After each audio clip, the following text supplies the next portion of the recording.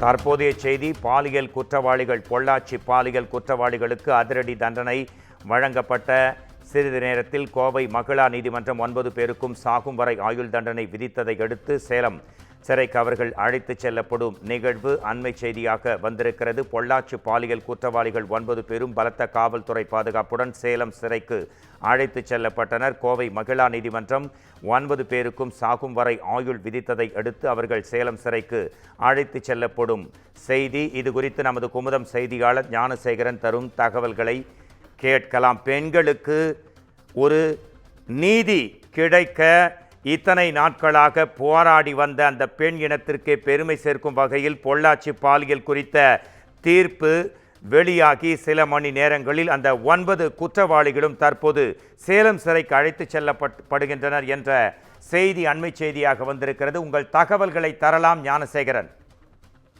வணக்கம் மோகன்ராஜ். கடந்த 2019ஆம் ஆண்டு நடைபெற்ற பொள்ளாச்சி பாலியல் வன்கொடுமை சம்பவம் தமிழ்நாட்டையே உலுக்கியது. இது தொடர்பான வீடியோ காட்சிகள் வெளியாகி அதனை கண்டித்து போராட்டங்கள் நடைபெற்றன. இதில் கைது செய்யப்பட்ட 9 பேர் மீது பாலியல் வன்கொடுமை, கூட்டுச்சதி உள்ளிட்ட 15க்கும் மேற்பட்ட பிரிவுகளின் கீழ் சிபிஐ வழக்கு பதிவு செய்து கோவை சிறப்பு நீதிமன்றத்தில் விசாரணை நடைபெற்று வந்தது. கோவை மாவட்டம் பொள்ளாச்சியில் பல இளம் பெண்களை வீடியோ எடுத்து மிரட்டி பாலியல் வன்கொடுமை செய்த குற்றச்செயல் நடந்தது. இதில் பாதிக்கப்பட்ட இளம் பெண்கள் புகாரின் பேரில் பொள்ளாச்சி கிழக்கு காவல்துறையினர் முதலில் வழக்கு பதிவு செய்து விசாரித்தனர். பின்னர் இந்த வழக்கு சிபிசிஐடிக்கு மாற்றப்பட்டது. அதன் பிறகு சிபிஐக்கு மாற்றம் செய்யப்பட்டது.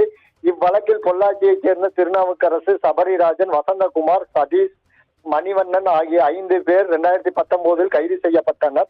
பின்னர் ஹெரன் பால், பாபு என்கின்ற பைக் பாபு, அருளானந்தம், அருண்குமார் ஆகிய 4 பேர் கடந்த 2021 கைது செய்யப்பட்டனர். இவர்கள் மீது பாலியல் வன்கொடுமை, அத்துமீறல், கூட்டுச்சதி, தடயங்கள் அளிப்பு உள்ளிட்ட 15க்கும் மேற்பட்ட பிரிவின் கீழ் வழக்கு பதிவு செய்யப்பட்டுள்ளது. கைதான 9 பேரும் சேலம் மத்திய சிறையில் அடைக்கப்பட்டனர். இவர்கள் மீதான வழக்கு விசாரணை கோவை சிபிஐ சிறப்பு நீதிமன்றத்தில் நடந்து வந்தது.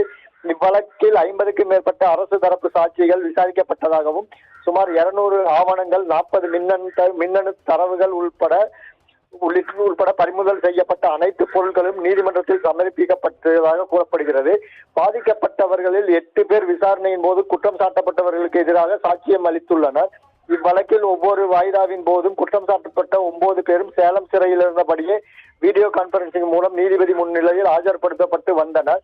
இவ்வழக்கில் அரசு தரப்பு சாட்சியங்கள் நிறைவடைந்ததற்கு கைதான 9 பேரும் சட்ட விதிகள் 313 கீழ் கேள்விகள் கேட்பதற்கு நீதிமன்றத்தில் ஆஜர்படுத்தும்படி நீதிபதி உத்தரவிட்டார். அதன்படி திருநாவுக்கரசு உட்பட 9 பேரும் கடந்த 5ஆம் தேதி சேலத்திலிருந்து பலத்த போலீஸ் பாதுகாப்புடன் அழைத்து வரப்பட்டு கோவை சிபிஐ நீதிமன்றத்தில் நீதிபதி நந்தினி தேவி முன்னிலையில் ஆஜர்படுத்தப்பட்டனர். அப்பொழுது ஒவ்வொருவரிடமும் சுமார் 50 கேள்விகள் கேட்கப்பட்டன. இதற்கு அவர்கள் எழுத்துப்பூர்வமாக பதில் அளித்தனர். இந்த நடைமுறை வீடியோ பதிவு செய்யப்பட்டது. இதைத் தொடர்ந்து வழக்கு விசாரணை சூடுபிடித்தது. அரசு விடுமுறை தினங்களை தவிர்த்து இதர நாட்கள் அனைத்திலும் குறுக்கு விசாரணை, இருதரப்பு வழக்கறிஞர்கள் வாதம் தொடர்ச்சியாக நடந்து வந்தது.